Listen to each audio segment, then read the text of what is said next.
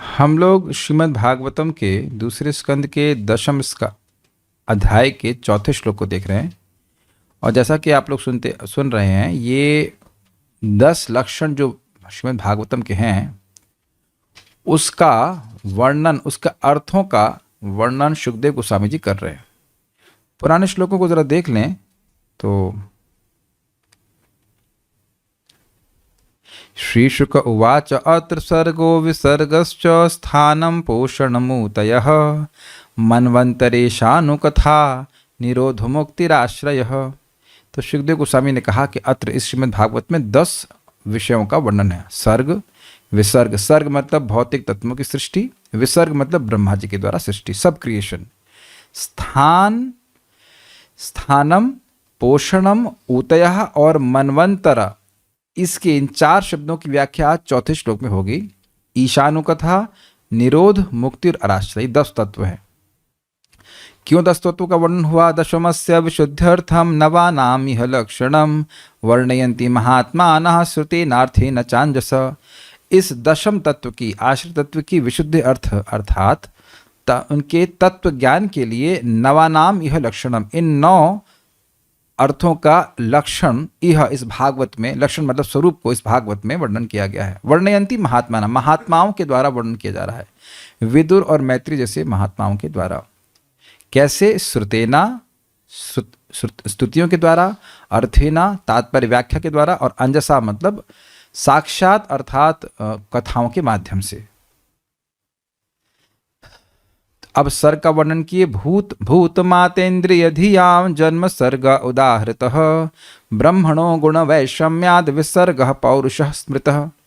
भूत मतलब पंचमहाभूत, मात्र मतलब तन्मात्राएं, इंद्रिय मतलब ज्ञानेन्द्रियां, कर्मेंद्रियां, धियां मतलब बुद्धि और अहंकार, इनके जन्म को सर्ग कहा जाता है। और ये ब्रह्मणो गुण वैषम्याद, ब्रह्मण अर्थात भगवान महाविष्णु के द्वारा गुणों में वैषम्य के द्वारा उत्पन्न होता है।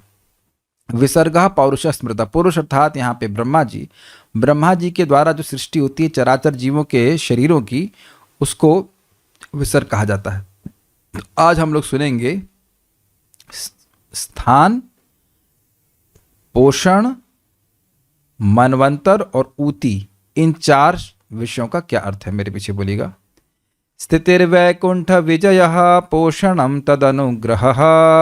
स्थितिर्वैकुंठ विजयः पोषणं तदनुग्रहः। थोड़ा दूर रखिए माइक, इसके बाद तेज रखिए। स्थितिर्वैकुंठ विजयः पोषणं तदनुग्रहः। स्थितिर्वैकुंठ विजयः पोषणं तदनुग्रहः। मनवन्तराणि सद्धर्मा ऊतयः कर्म वासनाः। मन्वन्तराणि सद्धर्मा ऊतयः कर्म वासनाः। स्थितिर्वैकुंठ विजयः पोषणं तदनुग्रहः। स्थितिर्वैकुंठ विजयः पोषणं तदनुग्रहः। मनवन्तराणि सद्धर्मा ऊतयः कर्म वासनाः। मन्वन्तराणि सद्धर्मा ऊतयः कर्म वासनाः। स्थितिर्वैकुंठ विजयः पोषणं तदनुग्रहः। स्थितिर्वैकुंठ विजयः पोषणं तदनुग्रहः। मन्वन्तराणि सद्धर्मा ऊतयः कर्म वासनाः। मन्वन्तराणि सद्धर्मा ऊतयः कर्म वासनाः। श्लोक को देखिए। जो शब्द स्थानम कहा गया था उसी को यहाँ पे स्थिति से कहा जा रहा है। स्थिति का मतलब है वैकुंठ विजय। क्या मतलब है? वैकुंठ का मतलब हुआ भगवान श्री हरि, भगवान विष्णु, और उनकी विजय अर्थात उनका उत्कर्ष। तो उनका उत्कर्ष कैसे सिद्ध हुआ? देखिए, स्थिति का मतलब होता है पालन, स्थान। तो सृष्टि करता है ब्रह्मा जी और शिव जी हैं संहारकर्ता, लेकिन इन सबसे कठिन कार्य क्या है? पालन करना। तो जो सबसे अधिक कठिन कार्य कर रहा है वो श्रेष्ठ हुआ कि नहीं? सभी जीवों के पालन भगवान विष्णु कर रहे हैं, तो इनका विजय अर्थात उत्कर्ष ब्रह्मा और शिव जी से अत्यंत उत्कर्ष सूचित हुआ। इसलिए स्थिति के द्वारा वैकुंठ विजय को कहा गया। स्पष्ट समझ में आ गया ये लाइन? दूसरा एक और अर्थ है कि जीव इस जगत में स्थिति के समय अर्थात जब पालन हो रहा है तो उस समय, एक मिनट क्षमा कीजिएगा, और क्लियर करूंगा पुराना वाला पॉइंट। इस जगत में हर वस्तु प्रलय को प्राप्त हो रही है। ये दिख रहा है, हमारा शरीर हर समय नष्ट हो रहा है, लेकिन पालन हो पा रहा है। फिर भी भगवान इस जगत को मर्यादा में रख रहे हैं, नष्ट नहीं होने दे रहे हैं, इस तरह से पालन कर रहे हैं। इससे भगवान का उत्कर्ष सिद्ध हो रहा है, इसलिए वैकुंठ विजय। अब कुछ क्लियर हो गया? आपको लग रहा है कि आपका शरीर मर्यादा में चल रहा है? नहीं लग रहा आपको? अगर मर्यादा में ना चले तो खाना हजम नहीं होगा, सांस नहीं ले पाएंगे। देख रहे हैं एक साइकिल चल रही है, सब कुछ मर्यादा में चल रहा है, तो हर चीज को मर्यादित रख रहे हैं। सूर्य समय पर उदित हो रहा है, समय पर अस्त हो रहा है, ये सब मर्यादा में चल रहा है कि नहीं चल रहा है? ये चीज आगे और तीसरे स्कंद में क्लियर होगी। कपिल देव कहते हैं मद भयात वातो वातो यम सूर्यस्तपति मद भयात, मेरे भय से वायु बहती है, मेरे भय से सूर्य तपता है। इस प्रकार से भगवान पोषण कर रहे हैं, और ये आपको 15वें अध्याय भगवद गीता में भी बड़ा स्पष्ट कहेंगे। प्राणपान समायुक्तम पचाम्यम अन्नम चतुर्विधम अहम वैश्वानरो भूत्वा प्राणिनाम देहमाश्रितः प्राणपान समायुक्ता पचाम्यम अन्नम चतुर्विधम, मैं वैश्वानर के रूप में सभी प्राणियों की देह में आश्रय लिया हूं और प्राण और पान से संयुक्त होकर के खाने को पचा रहा हूं। और उसके बाद और जगह बोलते हैं चंद्रमा की रोशनी के द्वारा पुष्णामि औषधि सर्वा सोम भूत्वा रसात्मक, सोम यानी चंद्रमा बन करके मैं सारी औषधियों में, सारी वनस्पतियों में रस भर रहा हूं। कद्दू में, लौकी में, सब जगह अलग रस आ रहा है कि नहीं? तो वह चंद्रमा के द्वारा। तो चंद्रमा की शक्ति कहां से आ रही? प्रभास में शशि सूर्य हो। अब क्लियर समझ में आ रहा है? तो भगवान ही सभी का पालन कर रहे हैं। पालन करना कठिन होता है, पालन करना कठिन होता है। अच्छा, दूसरा क्या अर्थ है? वैकुंठ विजय, जीवों को इस जगत में दुख प्राप्त होता है जब पालन हो रहा है। पालन मतलब जब सृष्टि चल रही है तो जीवों को विभिन्न प्रकार के दुख प्राप्त हो रहे हैं। तो भगवान जीवों के दुखों को दूर करने वाले हैं, तो दुखों पे जय प्राप्त करते हैं भगवान श्री हरि। हरि का अर्थ है सर्व दुख हरणशील, जो सभी के दुख को हरण करने वाले हैं, ऐसे हरि। तो इसलिए भी स्थिति वैकुंठ विजय। दूसरा अर्थ थोड़ा सा टिपिकल हुआ। स्थिति का मतलब पालन। तो during the time of maintenance, जो पालन चल रहा है, तो जीवों को विभिन्न प्रकार के दुख प्राप्त हो रहे हैं। तो जो व्यक्ति भगवान की शरणागत होता है उसके दुखों की निवृत्ति होती है। यही देख लीजिए ना आप, अगर हम भगवान की भक्ति कर रहे हैं, हम लोग कर ही रहे हैं, तो देख रहे हैं कि जीवन में कितनी शांति आ रही, सुख आ रहा है। तो ये भगवान की वजह है कि नहीं? जगत दुखमय है, लेकिन जो भगवान की भक्ति करता है उसके दुख को भगवान निवृत्त कर देते हैं। ये भगवान की अद्भुत शक्ति है। तो इसलिए कह रहे हैं स्थिति वैकुंठ विजय। ये दो अर्थ समझ में आ गए? यहां समझ लीजिए, फिर टीकाएं तो बड़ी आसानी समझ में आ जाएंगे। अच्छा, पोषणम तद अनुग्रह। पोषण का मतलब है भगवान का अपने भक्तों पर अनुग्रह। अनुग्रह मतलब कृपा। जो भगवान की भक्ति करते हैं उनका भगवान पोषण करते हैं। पालन सभी कर रहे हैं, लेकिन नरिशमेंट, पोषण करते हैं अपने भक्तों का। यहां पे अर्थ लिया गया कि मान लो भक्तों से कुछ गलत हो जाए तब भी उनका पोषण करते हैं। और इसकी कथा अजामिल की कथा से बिल्कुल स्पष्ट, ये बात अजामिल की कथा से बिल्कुल स्पष्ट हो जाती है। अजामिल तो अब जानबूझ के नाम भी नहीं बोल रहा था, लेकिन अनजाने में नारायण नारायण कर रहा है, तब भी भगवान ने उसकी रक्षा करी है। ऐसे कई एग्जाम्पल आएंगे, लेकिन एक उदाहरण पोषण का आ रहा है अजामिल का। गलती हो जाए तब भी, या चित्रकेतु महाराज से अपराध हो गया था, शिव जी के प्रति अपराध हो गया था, फिर भी उनकी भक्ति नष्ट नहीं हुई, अंततोगत्वा भगवान की प्राप्ति करे। या जड़ भरत महाराज, उनसे गलती हो गई थी, फिर भी उनकी भक्ति नहीं नष्ट होने दी। तो पोषण कर समझ में आया? अपने भक्तों का पोषण समझते हैं, पालन कर रहे हैं, और विशेष रूप से पालन कर रहे हैं। यद्यपि उनसे कुछ गलती हो जाए तब भी वह भगवान उनकी रक्षा करते हैं। ठीक है। मनवंतराणि सद्धर्म, मनवंतर के समय जो मनु हैं वह भगवान के अनुग्रह प्राप्त अधिकारी लोग हैं। उनके द्वारा जिस धर्म का पालन मनवंतर के समय होता है। मनवंतर क्या होता है? देखिए, ब्रह्मा जी का एक दिन, रुकिए, सहस्त्र युग पर्यंतम अर्हयद ब्रह्मणो विदुः। चतुर्युग होते हैं सतयुग, त्रेता, द्वापर और कली, और ये मिला करके होते हैं 43 लाख साल के। ठीक है, इसको गुणा 1000 कर दीजिए, तो ये ब्रह्मा जी के 12 घंटे होते हैं। तो इस 12 घंटे में 14 मनु आते हैं, यानी कि एक मनु 71 चतुर्युग की अवधि तक रहता है। तो उस समय वह जो धर्म का पालन करते हैं, एक मनु, उसको मनवंतर कहा जाता है। तो मनवंतराणि सद्धर्म, जो मनवंतर के समय धर्म का पालन किया जाता है उसको मनवंतर कहा जाता है। ठीक है। ऊतयः कर्म वासना, ऊती का अर्थ है कर्म की इच्छा, चाहे वो अच्छा कर्म हो चाहे बुरा कर्म हो। जैसे नारद जी के संग से, उनके आशीर्वाद से प्रहलाद महाराज में भगवान की सेवा की ऊती अर्थात वासना हुई कि मैं ऐसा कर्म करूं कि भगवान की सेवा हो। और उदाहरण दिया जाएगा 7वें स्कंद में कि 4 कुमारों का अपराध करने से जय विजय जो भगवान के पार्षद हैं उनमें जगत को भोगने की वासना हो गई। तो कर्म करने से क्या से वासना होती है और वासना करने से कर्म किए जाते हैं। वासना होने से कर्म होती है और कर्म करने से वासना होती है, दोनों ही बातें। तो वासना को ऊतयः कहा जा रहा है, कर्म वासना को ऊतयः कहा जा रहा है। नहीं समझ में आया? अच्छा, यहां पे क्यों आए क्लास सुनने? क्योंकि क्लास सुनने की इच्छा थी, वासना इच्छा नहीं। अच्छा, ये वासना आई कहां से? क्योंकि कभी पहली बार क्लास जरूर सुनी थी। समझ में आया? कभी क्लास नहीं सुनी होती तो दोबारा क्लास सुनने की इच्छा नहीं होती ना। जैसे आज हमने आज बंगाली साग बनाया तो दूसरे वक्त ने ग्रहण करी, ये ऐसा भी बनता है। तो अब आप बताइए, क्या इससे पहले कभी जिस व्यक्ति ने भोजन किया था वो साग कभी खाए ही नहीं, तो क्या साग खाने की इच्छा हुई? नहीं हुई ना। जब अनुभव ही नहीं किए तो कैसे इच्छा आएगी? जब आपने सत्संग किया जब आपने खाया, अरे तो बड़ा अच्छा बनता है, अब फिर से इच्छा हो रही कि फिर से बनाएंगे। क्यों भाई, ऐसा होता है कि नहीं आप लोग जीवन में? कोई डिश अब कभी खाई ही नहीं तो उसकी इच्छा आई ही नहीं। जिसको ना देखा ना सुना ना अनुभव किया तो कभी इच्छा नहीं आती है। लेकिन उन लोगों का संगति कर लेते हैं जो उसमें प्रवृत्त हैं, तो व्यक्ति की इच्छा आ जाती है और फिर वह इच्छा उसको दोबारा उस कर्म में प्रवृत्त करती है। भाई ऐसे हमने कभी शराब पिया ही नहीं तो शराब पीने की इच्छा आती ही नहीं। हम अहंकार से नहीं बोल रहे हैं, मतलब है ही नहीं, पिया ही नहीं कभी। लेकिन जो पिया रहेगा, और वह भी इसीलिए पीता है क्योंकि अन्य लोगों से संपर्क करता है, तो अब वह दोबारा उस वासना के आधार पर कार्य करता है। लेकिन ध्यान देना होगा कि ये एक जन्म का नहीं होता है।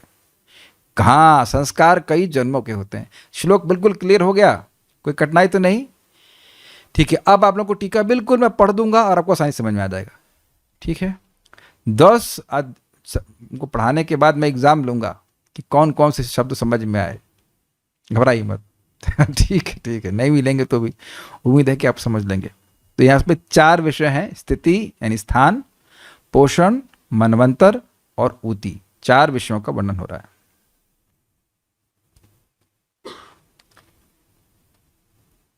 जीवात्मा के लिए उचित तो यही है कि वह भगवान के नियमों का पालन करे और पूर्ण पुरुषोत्तम भगवान के संरक्षण में पूरी तरह से मानसिक शांति प्राप्त करे।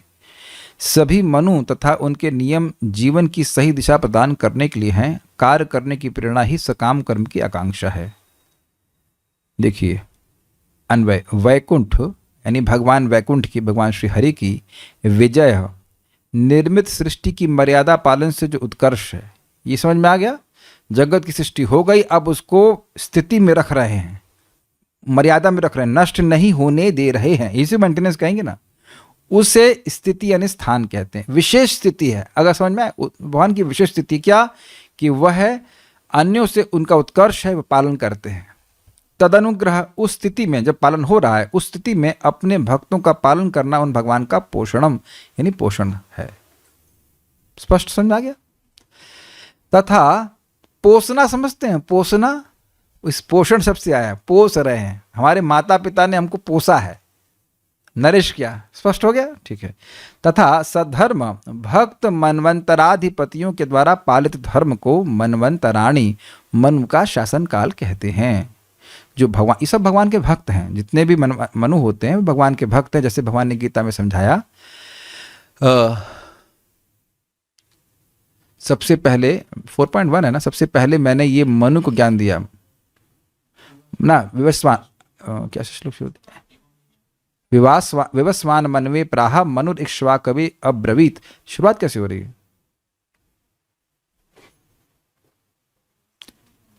वो तो ठीक है, लेकिन शुरुआत कैसे हो रही? एवं विवस्वते योगम प्रोक्त वाहन अव्ययम विवस्वान मनवे प्राह मनुर इक्ष्वा कवि ब्रवीत। इस भगवद गीता के ज्ञान को सबसे पहले मैंने सूर्यदेव को दिया और सूर्यदेव ने मनु को दिया, मनु ने इक्ष्वाकु को दिया। तो आप समझ रहे हैं कि मनु कोई सामान्य व्यक्ति नहीं है, वो भगवद गीता के स्टूडेंट हैं। वो धर्म को समझने वाले हैं। ठीक है। कर्म वासना, कर्मों की वासना को ऊतयः, ऊती कहते हैं। ऊती थोड़ी स्पेलिंग मिस्टेक हो गई, ऊ बड़ी ऊ है, छोटी ऊ नहीं है, बड़ी ऊती, ऊती कहते हैं। श्रीधरी, सृष्ट पदार्थों को एक मर्यादा में जो भगवान स्थिर रखते हैं, यह उनका उत्कर्ष रूप विजय है, उसी को स्थिति या स्थान कहते हैं। क्लियर? ये लाइन समझ में आई? जगत में सृष्टि हो गई पदार्थों की, सर्ग विसर्ग हो गया, लेकिन उसको मर्यादा में रखना कि वह नष्ट नहीं हो, यह भगवान का कार्य है, और इससे भगवान का उत्कर्ष शिव जी और ब्रह्मा जी से श्रेष्ठ सिद्ध होता है। ठीक है। इसे वैकुंठ विजय, विजय मतलब उत्कर्ष, उत्कर्ष का मतलब सर्वश्रेष्ठता। परमात्मा अपने भक्तों पर जो अनुग्रह करते हैं उसी को पोषण कहते हैं।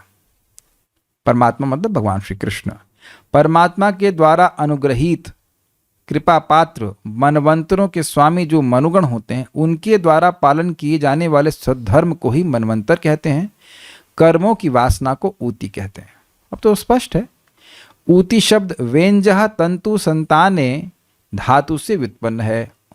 अब थोड़ा कठिन होगा, हमको भी समझ में नहीं आ रहा है, जो समझ में आ रहा है वो समझाऊंगा। कर्मों के द्वारा जिसका विस्तार होता है उसी को ऊती कहते हैं। अब ये थोड़ा समझने का प्रयास कीजिए। हाँ, ऊती का मतलब है वासना, इच्छा, संस्कार। तो अब कर्मों के द्वारा जिसका विस्तार होता है उसी को ऊती कहते हैं। अभी मैंने देखिए आपको समझाया, मान लो कोई कभी शराब नहीं पीता, नहीं पिया, तो क्या उसके हृदय में इच्छा आई? नहीं आएगी। जैसे वह कर्म करने लगा तो वह इच्छा बलवती होती जाती है। ये समझ में आ गया? वही कर्म बार बार व्यक्ति करता है तो ऐसी स्थिति हो जाती है कि वह उस कर्म को छोड़ नहीं पाता, क्योंकि इच्छा बहुत बलवती हो जाती है। क्या ये एकदम क्लियर दिख रहा है कि नहीं दिख रहा आपको? आप में से किसी व्यक्ति को कोई विशेष सब्जी पसंद है? लेट मी नेम इट, आलू बैगन, is not your heads, okay, कोई नहीं, किसी को पसंद नहीं आ रहा। तहरी, ओके, सो रघुपति प्राण प्रभु को आलू बैगन बहुत पसंद है। अरहर की दाल, तो आप देख रहे हैं कि एक बार आपने खाई, आपको अच्छा लगा, फिर आप फिर खाते हो, फिर खाते हो, फिर उसके बिना रह नहीं पाते। किसी को राइस बहुत पसंद है, किसी को साग बहुत पसंद है, इत्यादि इत्यादि। हम अच्छे नाम ले रहे हैं, अच्छी चीज़ें ले रहे हैं, गलत चीज़ों का नाम नहीं ले रहे हैं। पता लगा किसी को आइडिया आ गया तो दिक्कत हो जाएगी, हम वो नहीं चाहते। सोने की, कुछ लोगों को सोने की बड़ी इच्छा होती है, तो वो सोते जाएंगे, सोते जाएंगे, सोते जाएंगे, सोते जाएंगे, सोते जाएंगे, तो उनको सोए बिना रहा नहीं जाता। समझ में आ गया? ये चीज है। और ध्यान देने का प्रयास कीजिए, ये एक जन्म का नहीं है, पिछले जन्म में जो आप हम कर्म किए हैं फिर वही इस जगत में, इस जीवन में फिर से प्रेरित करते हैं वैसे कर्म करने के लिए। नहीं तो एक ही माँ के जन्म में बेटा और बेटी अलग अलग क्यों हैं? होता है कि नहीं? दोनों आपके बच्चे हैं, वो अलग अलग स्वभाव के क्यों हैं? क्योंकि पहला उसने ऐसा कर्म किया है। तो अब देखिए, बहुत सुंदर बात है, बहुत सुंदर बात है। हम सब लोगों का भाग्य है कि हम लोगों को श्रीमद् भागवतम सुनने को मिल रहा है। आपको समझ में आए या नहीं आए, आप क्लास में आके बैठ जाओ, उसका संस्कार बन रहा है। फिर ऐसा हो जाएगा कि शाम को क्लास सुने बिना रहा नहीं जाएगा। मैं नहीं समझ रहा हूँ कि कोई भक्त ऐसा कल्पना भी करता है कि एक दिन भी क्लास छूटे। अब मैं बीमार पड़ जाऊं या कुछ और व्यवस्था हो तो अलग बात है, लेकिन हम लोग ऐसा प्लान नहीं कर रहे हैं कि छूटे। और आप देख रहे हैं कि ये एक प्रकार का एडिक्शन बनता जा रहा है। अरे बहुत अच्छा एडिक्शन है कि नहीं? हर दिन क्या होगा, ये नहीं कह रहा हूं मैं, ये नहीं कह रहा हूं कि मेरी बात सबको समझ में आती है या यहाँ पे सब कुछ लिखा है ये मुझको भी पूरा सब कुछ समझ में आ रहा है, लेकिन रोज पढ़ना है, रोज पढ़ना, रोज पढ़ना। ऐसे ही जो लोग नियमित रूप से जब कर रहे हैं, नियमित, तो अब उनके मन में सुबह कोई और विचार आएगा ही नहीं। वो वासना, और ध्यान दीजिएगा कि वो वासना उसको फिर प्रेरित करेगी, और भक्ति की वासना कभी नष्ट हो ही नहीं सकती है। अन्य वासना नष्ट हो जाती है, लेकिन भक्ति की वासना नष्ट हो ही नहीं सकती है। भक्ति संस्कार नष्ट हो ही नहीं सकते हैं। जन्म जन्मांतर व्यक्ति को बार बार भक्ति की ओर ही लेके आएंगे, है ना? जैसे हम बहुत उत्साह से IIT पढ़े थे, तो अब कुछ पढ़ने की वासना वहाँ खत्म, कुछ नहीं इच्छा होती, बिल्कुल इच्छा नहीं होती है। लेकिन ऐसा तो नहीं कि मैं सोच रहा हूँ कि भागवत पूरी कर लूंगा तो बस हो गया, दोबारा नहीं पढ़ूंगा। क्या गीता दोबारा नहीं पढ़ा रहा हूँ? फिर नए अर्थ आ रहे हैं और फिर पढ़ाऊंगा तो फिर और अच्छा लगेगा। ये भक्ति की वासना कभी समाप्त होती ही नहीं है। बहुत अच्छी शिक्षा प्राप्त हो रही, तो जितना वो कर्म करेंगे उतना इच्छा आएगी, यानी कि taste for chanting will come by chanting. मैं ये कहना चाह रहा हूँ, भगवान का नाम जब जितना अधिक हो सके या कम से कम 16 माला तो करे, तो करेगा तो और कर्म करने की इच्छा होगी। नहीं तो आप बताओ, सभी लोग प्रायः 1 माला से शुरू करते हैं, 1 माला, फिर और इच्छा है, फिर 2 माला, फिर 3 माला, फिर 4 माला, फिर 16 माला, फिर 16 माला शुभ है। यह तो हम कल्पना भी नहीं कर सकते थे कि सुबह सुबह माला कर लेंगे। कल्पना छोड़ दीजिए, प्लानिंग ही नहीं किए होंगे। हम प्रैक्टिकल देख रहे हैं, हम नाम ले रहे हैं, भगवान करे उनका गुण बना रहे। संजय शुक्ला प्रभु के पास गए, उनके घर में लखनऊ, तो हम गए। हम घर में तब घुसेंगे जब आप 16 माला का वादा करोगे या कल से सुबह 16 माला करेंगे। और अमेजिंग है, पहले वो 6:30 बजे उठे, 6:30-7 बजे आए, फिर माला करने लगे। अब रोज रोज माला कर ले रहे हैं। तो भगवान, ऐसे व्यक्ति को लगता है कि हम 1 माला भी कैसे करेंगे। एक माता जी बता रहे थे लखनऊ से, हम लोग बड़ा डर रहे थे 1 माला कैसे करेंगे, अब वो 16 माला कर रहे हैं। तो सीक्रेट समझ में आ रहा है, भगवान की भक्ति कर रहे हैं तो उससे भगवान की भक्ति की इच्छा और बढ़ रही है। नहीं करने से इच्छा नहीं आएगी। क्या ये आप सीख रहे हैं? वासना कर्मों के द्वारा विस्तारित होती है, संस्कार प्रबल होता जा रहा है। वेरी गुड, ये समझ में आ गया, ये बात यहां बोल रहे हैं। ठीक है, संस्कृत ना समझ में, उसका आशय जो लिखा गया वो समझ लीजिए। यह ऊती शब्द का विग्रहार्थ है, अथवा वृद्ध्यर्थक या संश्लेषार्थक अवरक्षणे धातु से ऊ शब्द व्युत्पन्न होता है। उयंते इत्यादि कर्मों के द्वारा जिनकी वृद्धि होती है, अथवा संश्लेष अथवा जुड़ाव होता है, अर्थात जुड़ाव होता है, इन सबको ऊती कहते हैं। क्या मतलब है?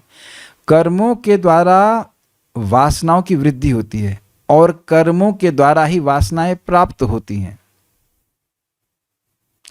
तो 2 चीज हैं। जिस चीज से कर्म की वासना प्राप्त हो रही है, जिस चीज से वासना प्राप्त हो रही है यानी कर्मों से, उसी से वासना बढ़ेगी भी। तो एक अर्थ लिया था बढ़ने के अर्थ में लिया, दूसरा अर्थ क्या ले रहे हैं? जुड़ने के अर्थ में। संश्लेष का मतलब है जुड़ना, बॉन्ड, स्ट्रॉन्ग बॉन्ड बन जाता है वासना का, संस्कार का। दोनों अर्थ समझ में आ गए आप लोगों को? संस्कृत हमको भी समझ में नहीं आ रही, जो उसका अनुवाद है वो हमको समझ में आ रहा है। भाई समझ में आने का मतलब है दिख रहा है कि नहीं? जैसे एक व्यक्ति हमको बोले, कौन बोला था, हाँ नाम नहीं रख रहा हूं, बोले श्याम सुंदर को जो पान अर्पित होता है वो आपके लिए लाऊं क्या? हाँ, तो हमने कहा ना भाई ये तो हमसे डाइजेस्ट नहीं होगा। कहते हैं नहीं नहीं, तो भगवान को अर्पित है। हमने कहा तो भगवान है ना, हम तो जीवात्मा है, वो भी बद्ध। जिंदगी में पान की लत कभी लगी नहीं, पता लगा यहाँ श्याम सुंदर का पान खाने के बाद हम पान की दुकान पे ही खड़े हो जाएं तो गड़बड़ है ना। खुद बोले प्रभु जी खाए और हमको चक्कर आ गया। हमने कहा भाई उसमें कथा तो डालते नहीं होंगे, पता नहीं क्या करते हो। इस मामले में भक्तों को भगवान का भी पान नहीं खाना चाहिए। भगवान भगवान है और हम लोग जीवात्मा है, हम लोग गिरने की स्थिति में रहते हैं। पान खाना शुरू किया भगवान से और उसके बाद पान की दुकान पे खड़े हो गए। भगवान पान की दुकान पे नहीं खड़े होंगे, लेकिन हम जरूर खड़े हो जाएंगे। देखिए ये तो खैर मजाक की बात हुई, लेकिन अब भक्ति करते हुए भी ऐसा ना कुछ नई आदत ना हम जोड़ लें। भक्ति करते समय भी कोई नई आदत, नए कर्म करने शुरू कर देंगे तो कुछ नई नई वासना आ जाती है, तो उससे बचना चाहिए। और अच्छा, एक और बात है कि अगर वो कर्म करता रहेगा व्यक्ति तो वासना नष्ट नहीं होगी, उसका जुड़ाव संश्लेष बना ही रहेगा। तो अगर आप उसे रोकना चाहते हैं तो आपको रोकना होगा, वो कर्म रोकना होगा, तब व्यक्ति जो है उससे निवृत्त हो पाएगा। और सिंपल सी बात है, कल आप सुबह 3:30 बजे उठिए, पहले दिन कष्ट लगेगा, फिर दूसरे दिन फिर कम लगेगा, फिर तीसरे दिन, ऐसे 1 महीना करेंगे तो आपको सुबह उठने की आदत बन जाएगी। मैं पहले रात में पढ़ता था तो रात में पढ़ने की आदत बन गई थी, और अब दिन में पढ़ता हूँ तो दिन में पढ़ लेता हूँ। एक बहुत सुंदर बात बोलना चाहता हूँ। अब जैसे आप लोग, जो लोग शायद पहली बार बैठ हों या मुझे नहीं पता हो, जैसे हम बैठते हैं जब में, आप देखेंगे कभी मैं हाथ ऐसे नहीं रखता, कभी नहीं रखता से, कभी मुझे याद ही नहीं कि मैं ऐसे करी। जब आदत ही बन गई है कि हाथ को घुटने के पास रखना है, it is just next, not impossible, लेकिन मैं कभी करता ही नहीं। इच्छा ही नहीं आती कि हाथ ऐसे करके ऐसे करके ऐसे करके बैठा। कभी देखा आपने जब कर, मैं गुणगान नहीं कर रहा हूँ, मैं अभ्यास की बात कर रहा हूँ। जब मुझे बताया गया सन 2008 में भक्ति रसामृत महाराज के द्वारा, IIT कानपुर हम लोग गए थे प्रचार में उनके साथ में, तब मैंने ज्वाइन ही किया था मंदिर। तब मुझे पहली बार मालूम चला, दैट मीन्स 5 साल के बाद, कि हाथों को घुटने के पास रखना चाहिए। ये क्लोज्ड पोजीशन नहीं होता है, ओपन पोस्चर होता है। अब आप शुरुआत में अभ्यास करेंगे तो अगर पहले का अभ्यास है तो हाथ अपने आप सेंटर में आ जाएगा, फिर व्यक्ति सो जाएगा। लेकिन अगर हम गंभीरता से अभ्यास करते हैं, सीधे बैठने का, अच्छे से बैठ के जाप करता है, तो फिर व्यक्ति का अभ्यास वैसा ही बन जाता है। मैं कर्मों का वासना से लिंक कर दे रहा हूँ। जो लोग सुबह जाप करते हैं अपना पूरा, उनकी इच्छा बन जाती है कि हमें जब पूरा सुबह ही करना है, दोपहर में क्यों करना है? दोपहर किस चिड़िया का नाम होता है? कुछ समझ में आ रहा है? जो प्रैक्टिकल चीज़ हम यहाँ देख रहे हैं कि ये व्यक्ति की वासना जो है कर्म पर निर्भर करती है। अगर व्यक्ति प्रजल्प करता है तो और प्रजल्प करने की इच्छा होती है, प्रजल्प नहीं करता है तो नहीं करने की इच्छा होती है। बिल्कुल बहुत अच्छी चीज़ें हैं। भक्तों की संगत करेंगे तो भक्तों की संगत करने की इच्छा होगी, नहीं करेंगे तो बाहर के लोगों की संगत करेंगे, ये बात है। चलिए, सारार्थ दर्शनी प्रथम श्लोक में उल्लिखित स्थानम का अर्थ स्थिति अर्थात पालन है। जो पहले श्लोक में होता है अत्र सर्ग विसर्गच्छा स्थानम पोषणम उतया, तो जो स्थान वहां बोला गया था वही यहाँ पे स्थिति शब्द से कहा जा रहा है। नहीं तो आप कहेंगे स्थानम की व्याख्या हो ही नहीं, तो स्थिति की व्याख्या हो रही, लेकिन स्थान को ही यहाँ पे स्थिति शब्द से कहा जा रहा है। इसे पर्यायवाची कहा जाता है। पर्यायवाची मतलब सिनोनिम्स, यस सिनोनिम्स।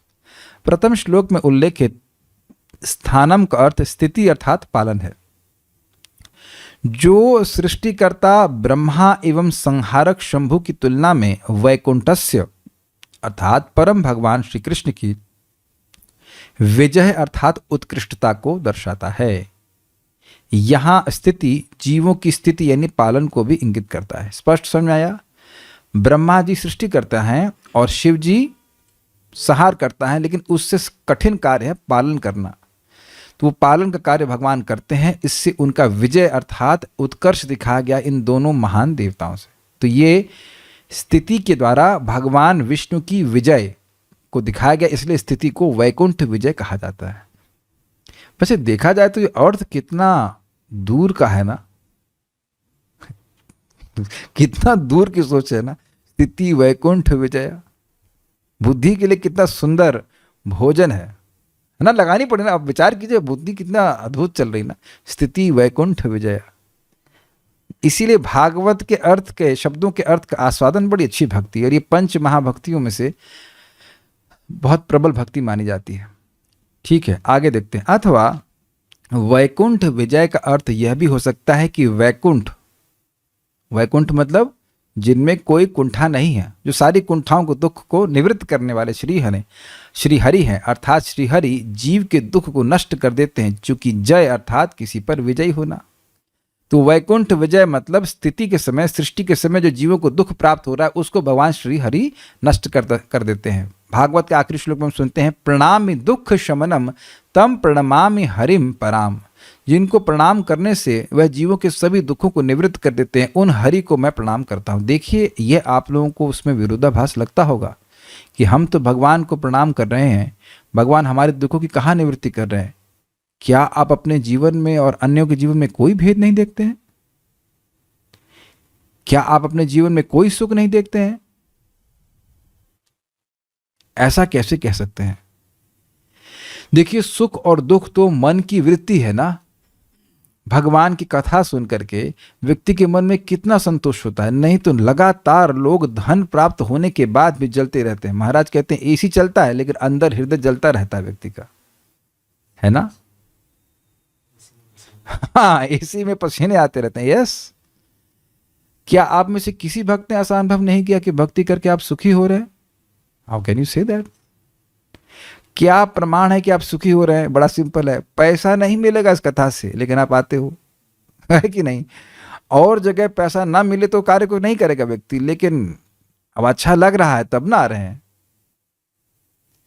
ये आप लोग इस समय भी, हम सब लोग इस समय कथा के सुख का अनुभव कर रहे हैं, लेकिन एक्सप्लेन नहीं कर सकते, है कि नहीं? एक्सप्लेन नहीं कर सकते।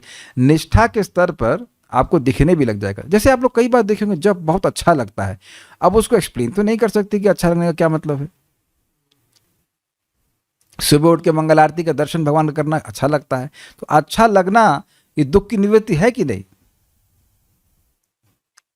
और इसको आप प्रैक्टिकल देख सकते हैं कि कोई व्यक्ति भक्त है, भगवान की भक्ति कर रहा है, वो पिक्चर देखने लगेगा क्या है बकवास, तो अब उसको बिल्कुल स्पष्ट दिख जाएगा इसमें तो कोई रस नहीं है। उसमें रस पहले भी नहीं था, लेकिन अविद्या के कारण व्यक्ति अनुभव कर रहा था। तो भगवान भक्ति के द्वारा हमारी अविद्या का नाश करते हैं।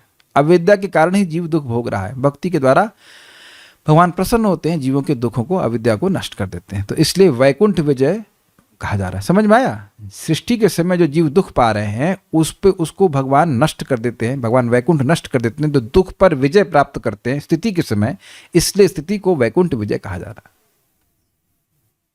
है। ओके, जीवों की स्थिति अर्थात पालन में भगवान कुछ साधक भक्तों पर भले ही वे दैववश विकर्म में संलग्न हो अपना अनुग्रह करते हैं, यह पोषणम का अर्थ है। जैसे कि अजामिल, अब अजामिल को भक्त कहा जाए या ना कहा जाए, इस पे बहुत सबके मतामत हो सकते हैं, लेकिन वह तो जानबूझकर फिर नाम नहीं ले रहा था, फिर भी भगवान ने रक्षा करा। तो ऐसे बहुत सारे उदाहरण आपको भागवत में मिलेंगे कि भक्त से गलती हो भी जाए तब भी भगवान उसका पालन करते हैं। भगवान का विशेष स्वभाव है। देखिए अब स्ट्राइकिंगली कितनी अलग बात है कि जो ब्रजवासी थे वो हर साल इंद्र को भोजन आदि दिया करते थे, यज्ञ दिया करते, एक साल नहीं दिए तो पूरे ब्रज को मारने के लिए, जान से मारने के लिए उद्यत हो गए। उद्यत मतलब प्रस्तुत हो गए, उत्साहित हो गए इंद्र, और पूरा प्रयास भी किए। और भगवान की सेवा करने वाले से गलती भी हो जाए तो भी भगवान पालन करते हैं। तो अब आप विचार कर लीजिए कि किसकी सेवा करेंगे। ये होता है जो तंत्र मंत्र करते हैं, जो भूत प्रीतों की पूजा करते हैं, जरा सी गलती हो जाए तो वो जो देवी हैं वो उसी को मार डालती हैं। क्या प्रमाण है? प्रमाण भागवत ही है। जड़ भरत का एग्जाम्पल आएगा वहाँ पे। अब जो देवी के उपासक थे माँ काली के, वह जड़ भरत को मारने के लिए लेके जा रहे थे। जैसे ही मारने के लिए वो तलवार उठाए तो देवी की मूर्ति फट गई और खुद ही अपने उपासकों की गला काट दिया और जड़ भरत को बचा लिया। तो जरा सी गलती हो जाए तो देवी देवता उन्हीं का नुकसान कर देते, उपासकों का नुकसान करते रहते हैं। और भक्त से बहुत गलती भी हो जाए तब भी भगवान उसका पालन करते हैं। ये भगवान का विशेष अनुग्रह है। अच्छा, ये आप देख पा रहे हैं कि आश्रित तत्व से असंबंधित कुछ भी नहीं है। सर्ग भगवान के द्वारा सृष्टि, विसर्ग भगवान के निमित्त ब्रह्मा जी के द्वारा सृष्टि, वैकुंठ स्थिति भगवान का उत्कर्ष, पोषण भगवान का विशेष अनुग्रह।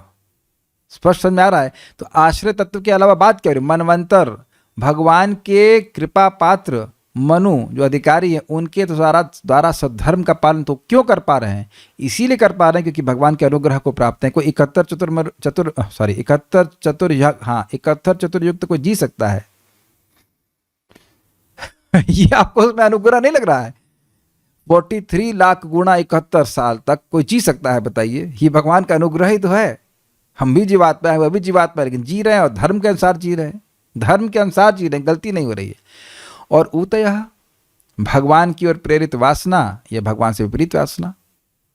तो इस प्रकार से आश्रय तत्व का ही वर्णन हो रहा है। आश्रय तत्व का वर्णन उसके संबंध में ही सब बातों का वर्णन हो रहा है। ये बात है, ठीक है। तो पोषण क्लियर हो गया। मनवंतर मतलब मनवंतराधिपतियों के धार्मिक आचरण को इंगित करता है, जो उनसे संबंधित कथाओं के माध्यम से प्रकट होता है। मनु की कथाएं आएंगी और उनको हम सुनेंगे। सात्विक जीवों द्वारा कर्मयोग का यह संपादन इस जगत में जीव की स्थिति के भीतर माना जाता है। जब जगत की सृष्टि हो गई, पालन हो रहा है, तो उसमें कुछ लोग सात्विक कर्म करते हैं। ऊती कर्मों द्वारा उत्पन्न वासनाओं को इंगित करता है, अर्थात वह वस्तुएं जो कर्मों द्वारा ऊयन्ते अर्थात संपन्न की जाती हैं, यानी कर्मों के द्वारा ही वासना बनती है, आती है, इसलिए उसको ऊती कह रहे हैं। यह है प्राकृत अथवा अप्राकृत कर्मों से उत्पन्न होने वाली वासनाओं को इंगित करता है। इस समय हम लोग अप्राकृत कर्म कर रहे हैं, स्पिरिचुअल दिव्य कार्य कर रहे हैं। श्रीमद् भागवतम का श्रवण, भगवान के नाम का जप, भगवान श्री कृष्ण की भक्ति ही एकमात्र दिव्य कार्य है, और इससे दिव्य वासनाएं होती हैं। और भोग के कार्य जो हैं वह सब प्राकृत अर्थात भौतिक कार्य हैं, और उसके द्वारा भोग की इच्छाओं का निर्माण होता है। क्लियर? ठीक। शुभ तथा अशुभ कृत्य भविष्य में सुख दुख का कारण बनते हैं। देखिए, इस जीवन में जो भी दुख है वह पहले किए गए पाप के कारण ही है, अन्यथा कोई दुख नहीं आ सकता। और सुख है तो पहले किए गए पुण्य के कारण। तो जो व्यक्ति समझेगा वह पुण्य तो करेगा ही। अब अगर इतनी सी अकल है किसी को तो जरा सुन ले कि नाम से कितना पुण्य होता है। गो कोटि दानम ग्रहणे खगस्या प्रयाग गंगोदक कल्पवासः यज्ञायुतम मेरु सुवर्ण दानम गोविंद कीर्तिर्न समम शतांशः। आप ये रोज क्यों बोलते हैं? हम कितने लोगों को ये श्लोक रोज सुबह याद रहता है? Please raise hands. मुझे नहीं लग रहा कि एक भी व्यक्ति को याद रहता हो। अगर याद रहता तो बहुत अच्छी बात है। एक भी व्यक्ति को याद नहीं रहता है, इसलिए हम रोज ही बोलते हैं। करोड़ों करोड़ों गायों को आप सूर्य ग्रहण के समय दान दें। अच्छा, ये जोड़ लीजिए, रखिए किनारे। दूसरा, प्रयागराज तीर्थराज प्रयाग में गंगा जी के तट पर ब्रह्मा जी के 12 घंटे यानी कि पूरा एक कल्प अर्थात 43 लाख गुणा 1000 सालों तक निवास करें। रख लीजिए सारा पुण्य। और हजारों हजारों यज्ञों में ब्राह्मणों को मेरु पर्वत के समान स्वर्ण दें। ये रख लीजिए। तीनों मिला करके जो पुण्य है तो कह रहे हैं गोविंद कीर्तिर न समम शतांशही। गोविंद एक बार बोला है, उसके पुण्य का 100वां अंश भी नहीं है। हरे कृष्णा कृष्ण कृष्ण हरे हरे, हरे राम राम राम हरे हरे। ये आपकी और मेरे मानने की बात नहीं है, ये है ऐसा पुण्य। अब अगर इस पे किसी का विश्वास हो गया तो उसके तो बल्ले बल्ले हो जाएंगे कि नहीं? तो करेगा वो सुबह। और नहीं हुआ तो अभी हम 4 माला ही करेंगे। बहुत अच्छी बात है 4 माला कर रहे हैं, लेकिन क्यों ना फिर दबा के 16 माला किया। जितना ज़्यादा हो सके माला करे, कम से कम 16 माला तो करे ही। अगर ज़्यादा नहीं, इतनी सी बात, एक श्लोक पर विश्वास हो जाएगा तो देखिए ये पूर्णतः सत्य है। आप विश्वास करो या ना करो, हाँ विश्वास करेंगे तो पूरा तरह से लाभान्वित हो जाएंगे।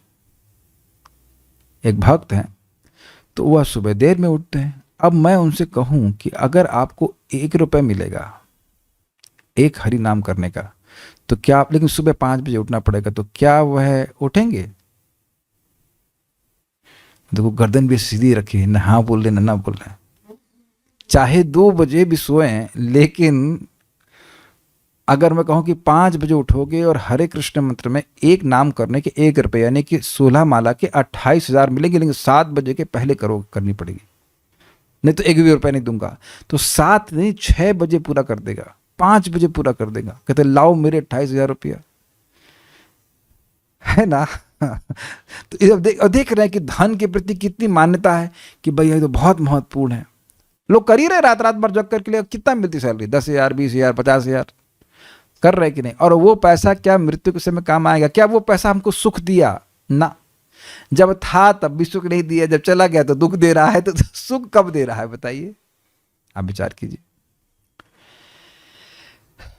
तो हम खाली बात कर रहे थे कि शुभ कर्म अगर करना चाहता है तो भगवान के नाम से अधिक शुभ कर्म कुछ है ही नहीं भाई, है ही नहीं। और अद्भुत बात एक और है कि इसका पुण्य नष्ट भी नहीं होता है। चाहे कितना भी कैश कर लीजिए, करना नहीं चाहिए, लेकिन मान लो स्वर्ग जाना चाहे तो स्वर्ग पहुंच जाएगा, फिर भी पुण्य यथावत बना रहेगा भगवान के नाम का, भक्ति का। ठीक है। इस संसार में जीवों की स्थिति के अंतर्गत उत्कृष्ट एवं अपकृष्ट जीवों के स्वरूप का वर्णन किया गया है। तो वासना, इस ऊती से जो व्यक्ति उत्कृष्ट कार्य कर रहा है, मान लो भागवत सुन रहा है, भक्ति कर रहा है, तो उसकी स्थिति भगवान के धाम की ओर होगी। और जो व्यक्ति अब गलत कार्य कर रहा है, मांस मूस खा रहा है, शराब पी रहा है, गलत कार्य कर रहा है, तो उसकी निम्न योनि को प्राप्त होगा। यह सभी वर्णन हुआ है। ठीक है। प्रभुपाद जी का तात्पर्य, यह भौतिक संसार सृजित होता है, कुछ काल तक बना रहता है और भगवान की इच्छा से पुनः विनष्ट हो जाता है। सृष्टि के अवयवों तथा उपसृष्टा ब्रह्मा की उत्पत्ति भगवान विष्णु द्वारा अपने प्रथम तथा द्वितीय अवतारों में की जाती है। प्रथम पुरुष अवतार महाविष्णु हैं और दूसरे पुरुष अवतार गर्भोदकशाय विष्णु हैं, जिनसे ब्रह्मा उत्पन्न हुए।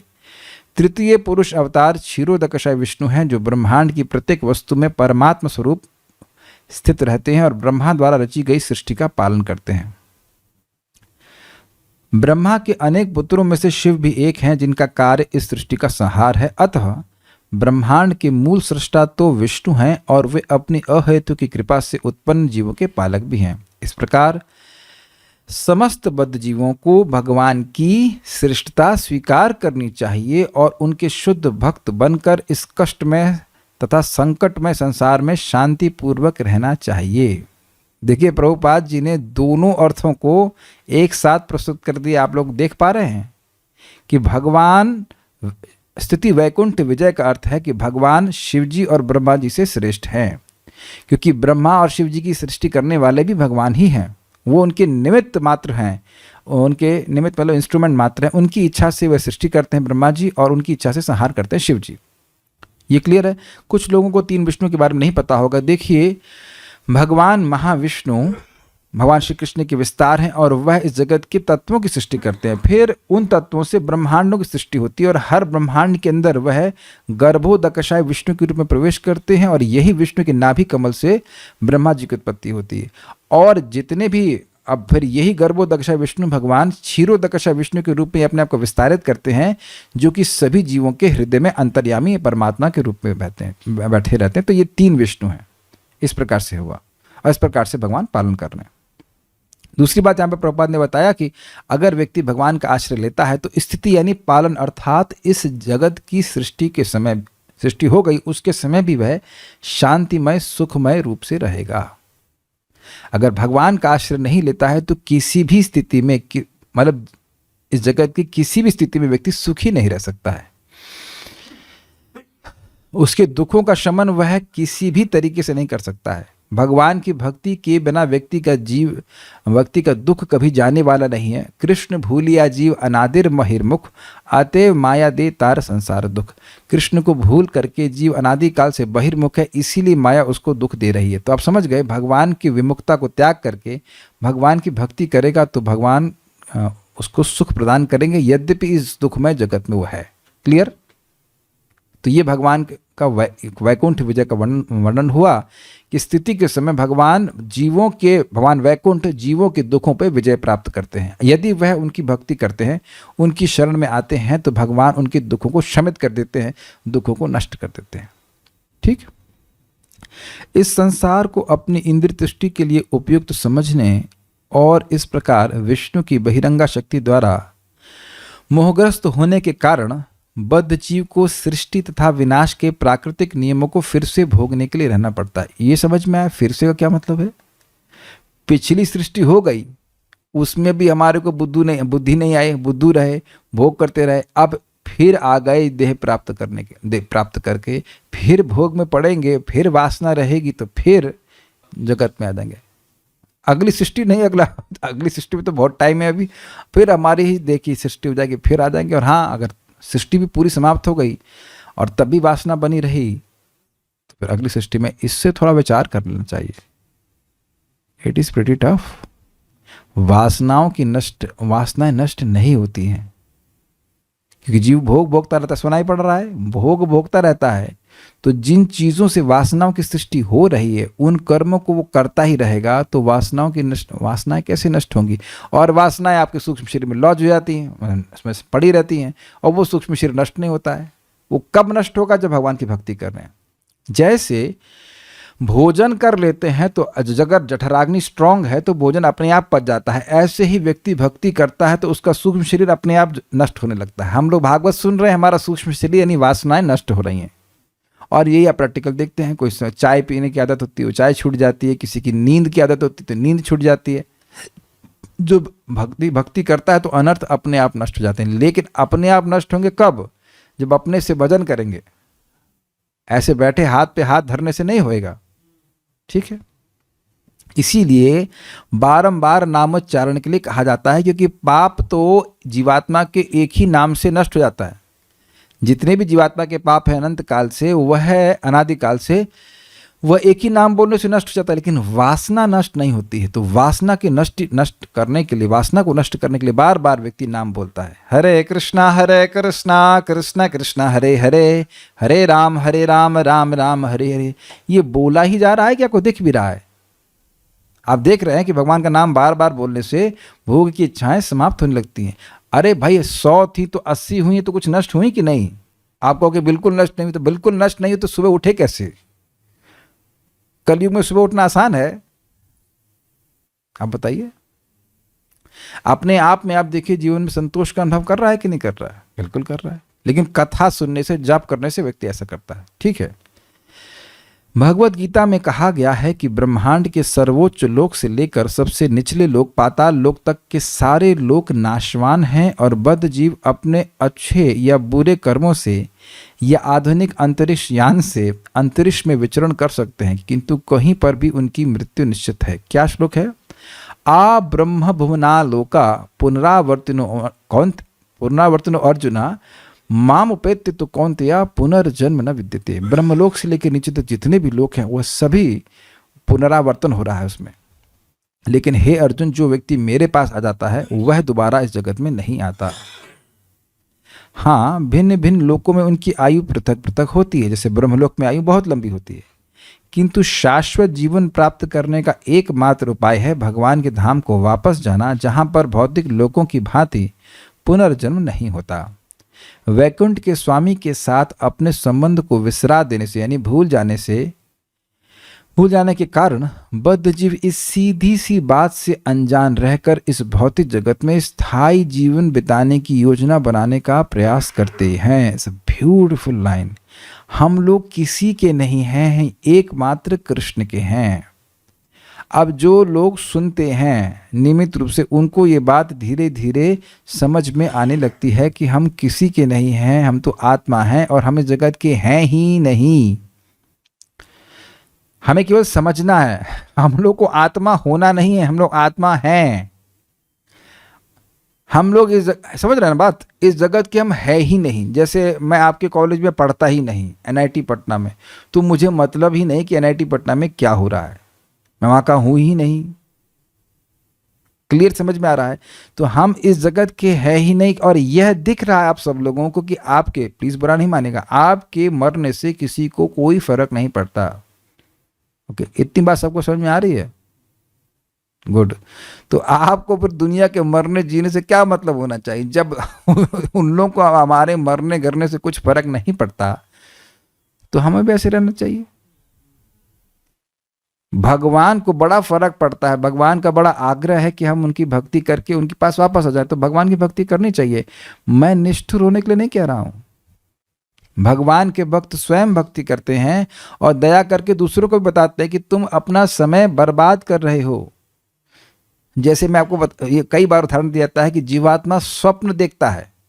हम सभी लोग स्वप्न देखते हैं और स्वप्न में कितनी सारी बातें महत्वपूर्ण लगती हैं, लेकिन महत्वपूर्ण कुछ नहीं होता है। आज हमारा स्वप्न सुनिए, इतनी हंसी आ रही थी स्वप्न में, एकदम बिजार स्वप्न क्या देख रहे हैं कि कोई व्यक्ति किसी का मर्डर करके, एक नाम नहीं रख रहा हूँ, जानता हूँ उस वक्त को, किसी का मर्डर करके लकड़ी चुरा लिया है और फिर उस लकड़ी से उसने जपमाला बनाई व्यर्थ का। और मैं चिंता करूं, अरे तूने मर्डर क्यों किया और मर्डर करके लकड़ी क्यों लेके आया? अब तुम्हारी जपमाला कोई देखेगा तो तुम सोचेगा कि वो लकड़ी वहीं से चुराई गई। This is absolute nonsense. आप लोग हंस रहे हैं, लेकिन मैं इतने में बीच में अलार्म बज रहा था, मंगल आरती के टाइम हम वहां उठ नहीं रहे। भाई समस्या सॉल्व करनी है ना, कि समस्या कितना बड़ा मर्डर हो गया। आप एकदम है ना, आप लोग हंस रहे हैं, लेकिन आप सब चिंतित है कि नहीं? प्राय इस बात चिंतित है, भाई नौकरी नहीं लगी, कम लगी, बड़ी लगी, ये लगी, वो लगी। चलो ठीक है, जो आवश्यक है तुम्हारे देश चलाने के लिए कर लो, लेकिन उसमें एब्जॉर्ब तो नहीं हो सकते। अच्छा, चिंता करने से आ जाएगा पैसा? आ जाता चिंता करने से कुछ होता भी तो नहीं है। ये भी तो बात है। लेकिन बात तो ये है कि इस जगत में कोई भी समस्या हमारी समस्या है ही नहीं। अगर कुछ आपको ध्यान रखना है तो अपने स्वास्थ्य का बस, और अपनी माला का। बाकी सारी चीज़ें पहले से डिस्टाइंड हैं, जब होना है तब होगा, नहीं होना वो तो नहीं होगा, ऐसे चलता है। बात तो ये है, जैसे हम लोग दुखों के लिए प्रार्थना नहीं करते, दुख हमारे पर थोप दी जाते हैं, ऐसे ही सुख भी अपने आप आएगा। तो काहे के लिए उसके लिए प्रयास कर रहे हैं? थोड़ा बहुत प्रयास आपको करना करें, लेकिन सबसे अधिक प्रयास, सारे प्रयास होने चाहिए कि हम भगवान की भक्ति में संलग्न हो जाए। और ये बात भागवत में आने से ही समझ में आती है, नहीं तो उन्हीं चिंताओं को, उन्हीं बातों को बार बार चर्चा कर करके दिमाग में भसा लेता है और फिर शरीर छोड़ देगा, उसका फिर चला जाएगा। ये समझने का एकदम दिख जाना चाहिए कि हम लोगों के मरने से किसी को कोई मतलब नहीं। आजकल देखो युद्ध में कितने लोग मर रहे हैं, कोई नाम भी नहीं पूछता ना, कौन लोग मर गए। ऐसे हमारे पर भी कोई बम फोड़ देगा, कुछ कर देगा, वो खत्म। ये बराबर मच्छर ही काट दे, कोई मरने के लिए कोई बहुत बड़ी स्पेस की जरूरत है नहीं, बाथरूम में फिसल के मर जाएंगे। हमारे मरने से किसी को कोई फर्क नहीं पड़ता, एकदम स्पष्ट समझ लीजिए। इसलिए दिमाग खोल करके व्यक्ति भगवान का नाम उच्चारण करे। दिमाग खोल के मतलब खुल जाए कि भगवान के पास वापस जाना है। भगवान को मतलब है कि हम दोबारा इस मृत्यु के चक्र में नहीं पड़े। अनित्यम असुखम लोकम इमं प्राप्य भजस्व माम। इस अनित्य असुख लोक को तुम प्राप्त कर गए हो, तुम मेरा भजन करके मेरे पास आओ। भगवान कृष्ण भगवान कंसर्न हैं, बाकी किसी को दुनिया में किसी को मतलब नहीं है। अच्छा मान लो मतलब होगा भी तो भी क्या कर लेंगे? मान लो हम मर गए और लोग रो भी रहे हैं, तो उससे क्या होगा? हमें तो सुनाई भी नहीं पड़ेगा कि वो रो रहे हैं, और वो दिखाई भी नहीं पड़ेगा हम लोग कहाँ चले गए। I think it's very clear.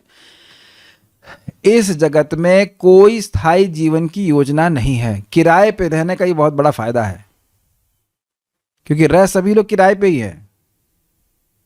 लेकिन खाली ये भ्रम नहीं होता है कि मैं अपने घर में रह रहा हूं और मैं सेफ हूं। सेफ कहीं नहीं है।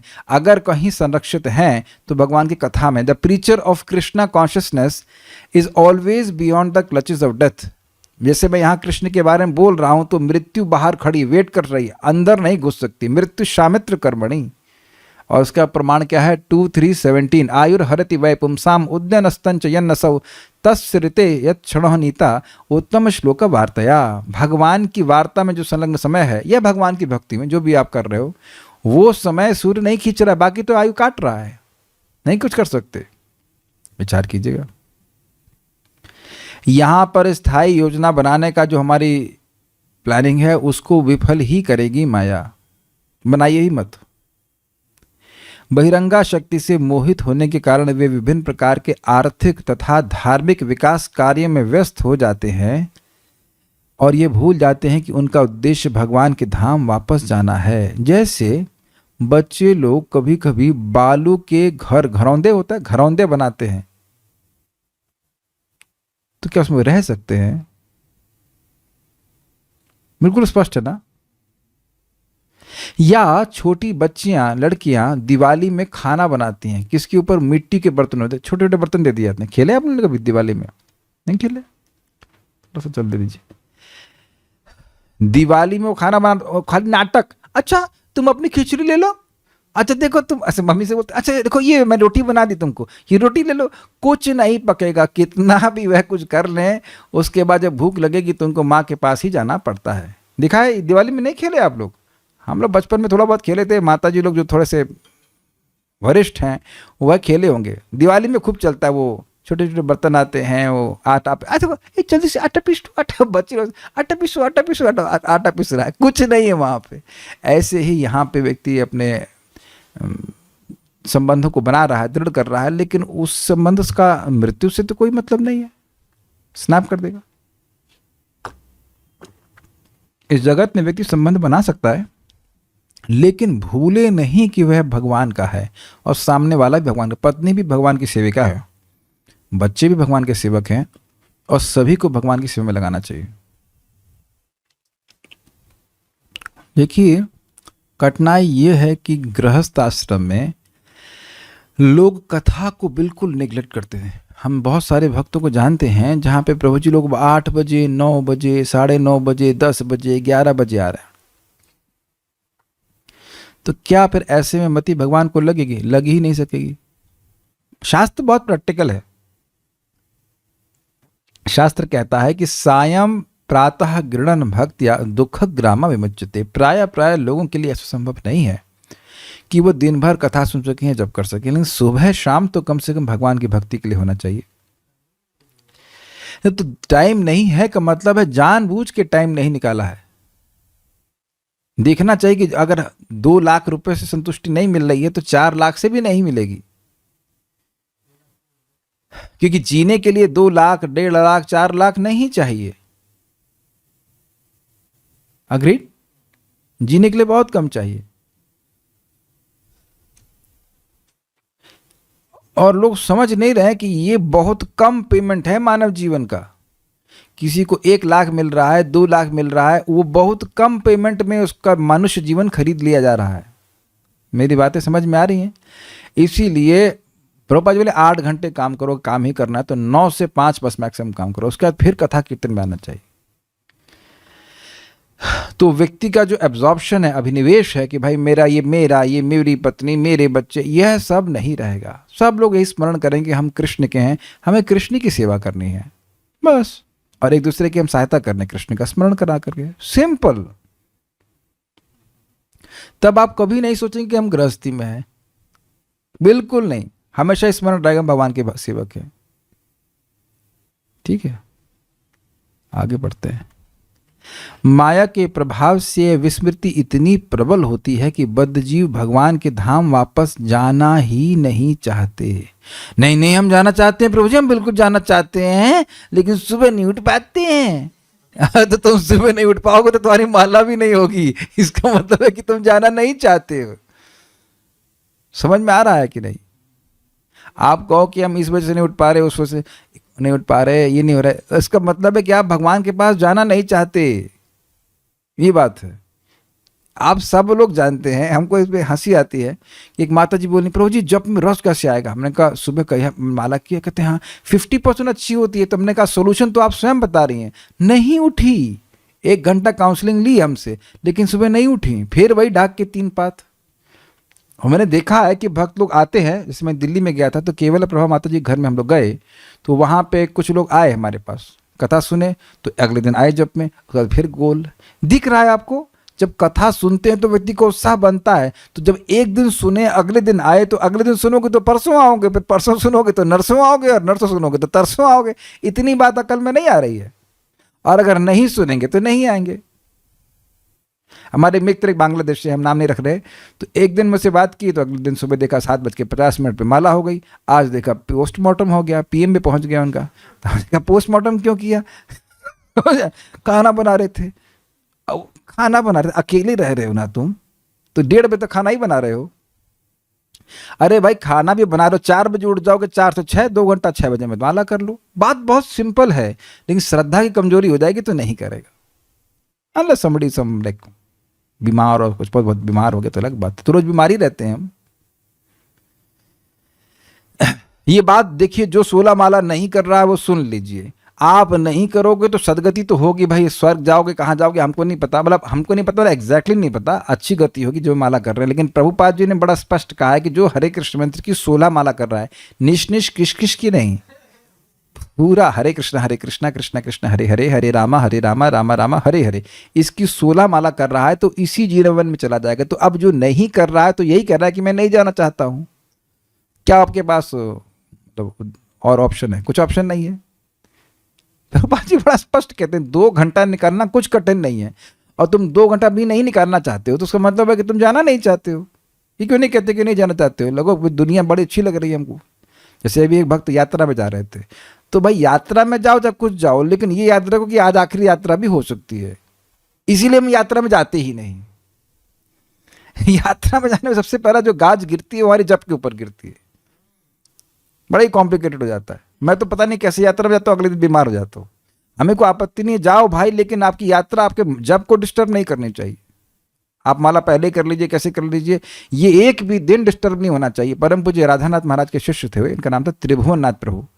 तो उनका शरीर छूट गया, तो ओह समय समाप्ति की मेरी घटना हो रही, आगे बढ़ते हैं। लेकिन हाँ, उनका शरीर छूट गया, तो महाराज बोले क्या उनका 16 माला हो गया? तो कहते हाँ वो तो सुबह ही कर लेते थे। तो महाराज ने कहा देन इट इज ऑस्पिशियस। तो ये बात ध्यान रख रहे हैं, चाहे कुछ भी यात्रा हो, चाहे कुछ हो, सील कर दी 16 माला तो सुबह ही करनी है, तब तो आपकी यात्रा सफल है। नहीं तो फिर आप जो भी कुछ सोच लीजिए, विचार कर लीजिए। इंद्रिय सुख के कारण वे बार बार जन्म मरण के चक्र में फंसते रहते हैं और मनुष्य जीवन को बिगाड़ लेते हैं, जिसमें ही भगवान के धाम को वापस जाने के अवसर प्राप्त होते हैं। बहुत स्पष्ट बात है। विभिन्न युगों तथा कल्पों में मनु ने जो आदेशात्मक शास्त्र बनाए वे स्वधर्म कहलाते हैं। ये धर्म है, इसको धर्म कहते हैं। तो मनु संहिता आपने सुना होगा, उसके अनुसार लोग धर्म का पालन करते हैं। मनु के पीरियड में वे मनुष्यों के लिए सन्मार्ग दिखाने वाले, अतः मनुष्यों को चाहिए कि वे अपने हित में तथा अंतकाल को सफल बनाने के लिए इन शास्त्रों का उपयोग करें जो मनु के द्वारा दिए गए हैं। सृष्टि मिथ्या नहीं है, किंतु ये अस्थायी प्राकट्य है और बद्ध जीवों को भगवान के धाम वापस जाने के लिए अवसर प्रदान करने के लिए है। इसीलिए प्रभुपाद जी कहते हैं कि कृष्ण भावनामृत आंदोलन का उद्देश्य है कि लोगों को सुनने का मौका दिया जाए, क्योंकि सुनेगा तो संभावना है कि वे भगवान की भक्ति करने लग जाएगा। जब एक ही बात हम बार बार सुनते हैं तो विश्वास होने लगता है, चाहे वो झूठ भी हो। और सत्य को आप बार बार सुनेंगे तो क्यों नहीं विश्वास हो जाएगा। Hearing is not an option. ऐसा नहीं कि विकल्प है सुने या नहीं सुने, नहीं। भागवत नहीं सुन रहे हैं तो कुछ तो जरूर सुन रहे हैं, और वह जीवन के उद्देश्य की ओर नहीं लेके जा रही है। ये विचार कर लीजिएगा। भगवान के पास जाने की, एक मिनट रुकिएगा, कल मेरे पास भी 24 घंटे आज से लेकर, और आपके पास भी, और जिसके पास कुछ पैसे नहीं उसके पास भी, सभी के पास क्षमता है कि भगवान का नाम उच्चारण करके भगवान के पास चले जाएंगे। भगवान के धाम में किसी की कोई ऐश्वर्य की कमी नहीं है, न रूप की, न ऐश्वर्य की, न बल की, न आयु की, सबके बराबर है। कुछ सेकंड के लिए जी रहे हो, भगवान के भजन करके निकल जाइए। एक नाम भी कोई बोलता है, महाप्रभु कह रहे हैं, और वह किसी की निंदा नहीं करता तो उसका उद्धार मैं स्वयं करूंगा। अब इससे भी आसान बात बोल दें, अब इससे आसान भगवान क्या करते हैं बताइए। अब अभी ना कोई नाम उच्चारण करे तब क्या कह सकते हैं उसको। भगवान के पास जाने की इच्छा तथा उस दिशा में किए गए कार्यों से ही कर्म का सन्मार्ग बनता है। जो ऐसे नियमित पथ का अनुसरण करते हैं, भगवान अपने उन भक्तों को अहेतु की कृपावश संरक्षण प्रदान करते हैं, और उसको क्या कहा जाता है, पोषणम। किंतु जो अभक्त हैं वे सकाम कर्मों के बंधन में फंसकर अपने को कार्यकलापों के जोखिम में डाल देते हैं। क्या मतलब है, आज वो जो कार्य कर रहा है, मान लो मुर्गा खा रहा है, तो अब वो क्या गति को प्राप्त कर रहा है, करेगा, वो सोच ही नहीं पा रहा है। कितने जन्मों तक उसे कटना पड़ेगा वो नहीं सोच पा रहा है। इस प्रसंग में स्वधर्म शब्द महत्वपूर्ण है। स्वधर्म अर्थात भगवान के धाम वापस जाने के लिए अपना कर्तव्य करना और इस तरह शुद्ध भक्त बनना पवित्र कार्य है। यही आदो गुरु पादाश्रय सद्धर्म प्रच्छा। गुरु के आश्रय लेकर के व्यक्ति को सद्धर्म अर्थात वह धर्म, वह कर्तव्य जिससे वे भगवान के धाम वापस जाने के योग्य बने, उसके बारे में पूछना चाहिए। मैं क्या करूं कि मेरा बंधन कट जाए, ये बात है। अन्य सभी लोग पवित्र होने का ढोंग रचते हैं, किंतु वास्तव में वे ऐसे होते नहीं। क्या मतलब है, जो व्यक्ति भक्ति नहीं कर रहा है, जो भगवान के पास, भगवान उनका आश्रय नहीं ले रहा, वह दुष्कृतिवान ही है। नमाम दुष्कृतनो मूढ़ा प्रपद्यन्ति नराधमा माया प्रतिज्ञाना आसुरम भावमाश्रिता। अब अपने जीवन को दिशा देने के लिए आपको दिशा मिल रही है कि भाई हमको भक्ति करने के लिए अधिक से अधिक समय मिल जाए, यही हमारा मतलब लाभ है, स्वार्थ है, बाकी तो सब औपचारिकता है, व्यर्थ है। ठीक। इसलिए भगवान ने भगवत गीता में उपदेश दिया है कि मनुष्य को समस्त तथाकथित धार्मिक कार्यों को त्याग कर भगवान की भक्तिमय सेवा में लग जाना चाहिए, जिससे वह इस भौतिक संसार के भयावह जीवन के समस्त कष्टों से मुक्त हो सके। सद्धर्म में स्थित रहने के लिए कार्य करना ही जीवन की सही दिशा है, और सद्धर्म आपको बिल्कुल स्पष्टतः भागवतम से मालूम चल जाता है। मनुष्य का उद्देश्य भगवान के धाम जाना होना चाहिए, न कि अस्थायी जीवन के लिए उत्तम या निष्कृष्ट शरीर ग्रहण करके इस संसार में जन्म मरण के आवागमन में फंसना। क्या मतलब है, मनुष्य को चाहिए कि वह तपस्या करने के लिए उत्साहित हो। तपस्या मतलब भगवान के नाम का जप करना चाहिए, भगवान की भक्ति करनी चाहिए, भगवान में अपने मन को एकाग्र करना चाहिए, ताकि उसका हृदय शुद्ध हो, वासनाओं से शुद्ध हो, वह सुख का अनुभव करे और आगे जाकर भगवान के धाम की प्राप्ति करे। अच्छा, मान लो एक जीवन में नहीं भी जा पाए तो भी कम से कम शुरू तो करना चाहिए। आप देखो कि भाई यह हम त्याग पा रहे हैं, चलो ठीक है, और ये हम नहीं त्याग पा रहे, कोई बात नहीं, लेकिन नाम जप को नहीं त्यागना। नाम जप करे, कथा सब सारी गंदगियों को हटवा देगी। त्यजन्ति अन्य स्पृहाम जना, लेकिन धैर्य से व्यक्ति करता चला जाए। हम लोगों को मौका मिला ही है, मौका दिया ही गया ताकि हम भगवान के पास वापस आ जाए। इतनी बात समझने का प्रयास कीजिए। अगर भगवान हमें वापस जाने का मौका, वापस हमको अगर जाना ही नहीं होता तो हम इस्कॉन में आते ही नहीं। दुनिया में सभी लोग इस प्रकार से श्रीमद् भागवतम को नहीं पढ़ रहे हैं, कोई नहीं पढ़ रहा है प्रैक्टिकली, है कि नहीं। हम लोग को मौका मिल रहा है, मतलब भगवान बिल्कुल स्पष्ट है कि इसको वापस लेके आना है मुझे। क्योंकि आपने सुना है, जो भागवत सुनता है तो शिवदम भागवतम उसको प्रेम से भना व पार्षद बनाकर भगवान के धाम वापस भेज देती है। यस, तो भगवान के, ये आपने सुना था ना, भगवान भागवतम में अपार शक्ति है, इसी तरह भगवान के नाम में अपार शक्ति। नियमित इन दो चीजों को बिल्कुल ग्रहण करना, श्रीमद् भागवतम का श्रवण और भगवान के नाम का जप, यही करना है। कार्तिक में क्या करें, यही करना, जो रोज करते हो वही करते रहो, उसको डिस्टर्ब नहीं करो, ठीक है। कुछ नया नहीं करना है। इसी में मानव जीवन की बुद्धिमत्ता है और मनुष्य को ऐसे ही जीवन के कार्यकलापों की आकांक्षा करनी चाहिए। उतया मतलब कर्म वासना, ऐसी वासना जीव की होनी चाहिए कि वह भगवान की भक्ति कर सके। हाँ, हमारे पास समय नहीं है पारायण करने के लिए, तो हम यहाँ रुकते हैं। कोई प्रश्न है किसी भक्त का क्या? ओके,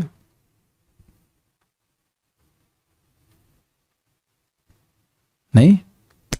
भक्ति खर्च नहीं होती है, फिर ये क्यों बताया गया था कि भक्त अपनी भक्ति छोटी मोटी चीजों के लिए खर्च नहीं करता? मैं ये बात बोलने ही वाला था। देखिए हो क्या रहा है, भक्ति नहीं खर्च होती है लेकिन आपका टाइम खर्च हो जाता है। समझ में आया?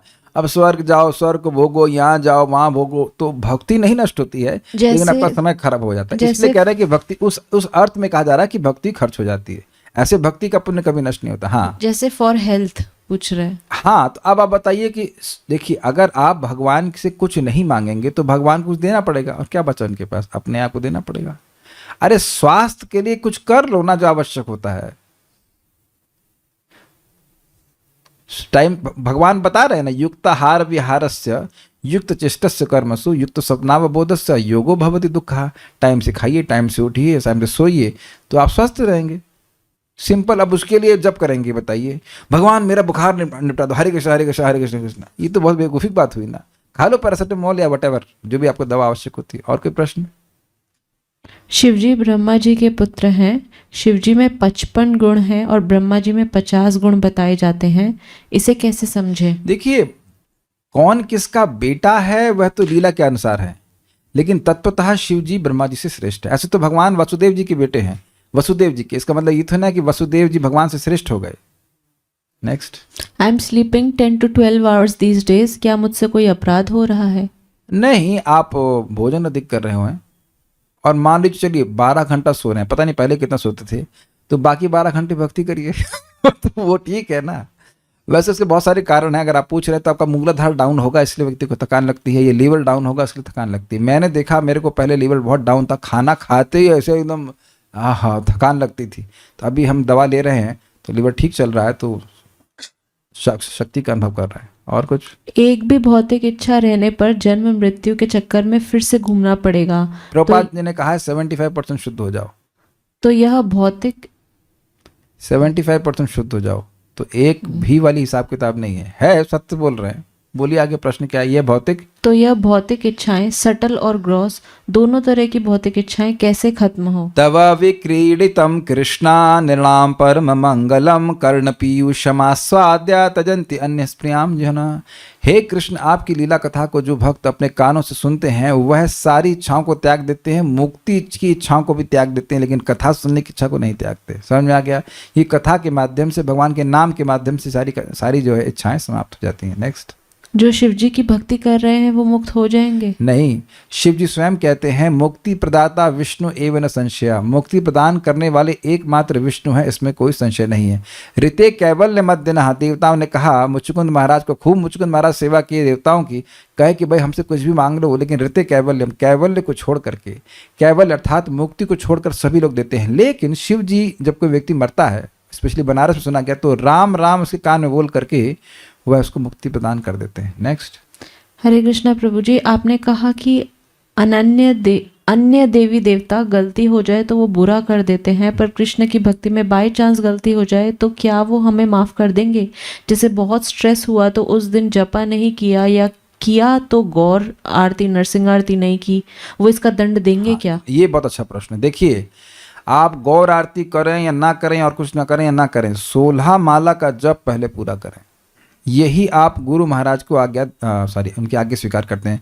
The first instruction of the spiritual master is to chant 16 rounds. Prabhupada ji का स्पष्ट शब्द है, गुरु की प्रथम आज्ञा है 16 माला का जप करना। तो इसलिए बहुत आसान है, सुबह पूरा निपटा दीजिए, आप धुआंधार निपटाइए, उठिए और नहाइए या ना नहाइए माला करना शुरू कर दिए। नहा के कर सके अच्छी बात है, नहीं कर सकते उठते ही माला कर दीजिए।